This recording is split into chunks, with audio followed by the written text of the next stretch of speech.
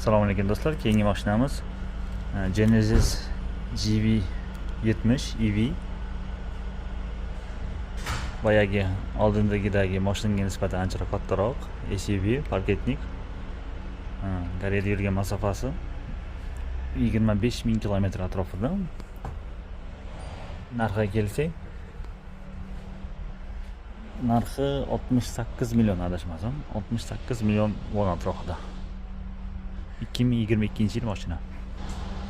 Do'stlar, bu mashinamiz ham 77 kW batareyka bilan jihozlangan. Yuradigan masofasi to'liq zaryad bilan 455 km atrofida. Salonga kiramiz.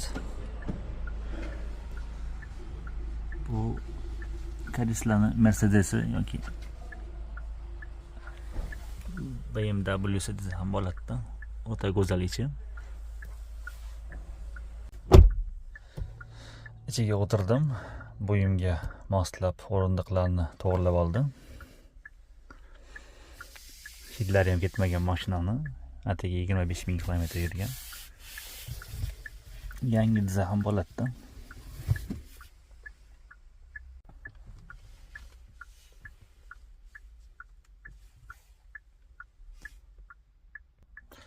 Knopka start-stop berdi ekan.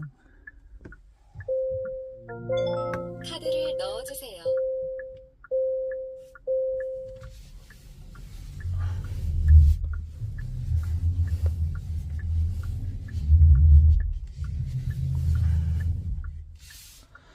O'ta go'zal, chiroyli mashina. Ichi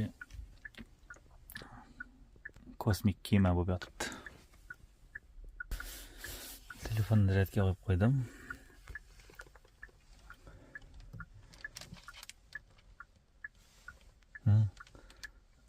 Kameradan ko'rinyapti, bilmadim.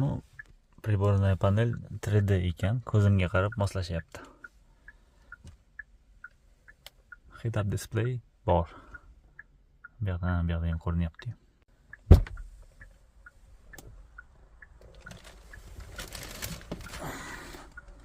O'ta go'zal mashina. Orqa tomonda o'tirib ko'ramiz.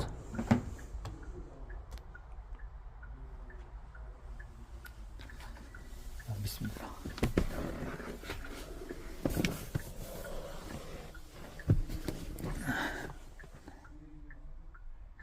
Mazda GV60 ga nisbatan ancha keng.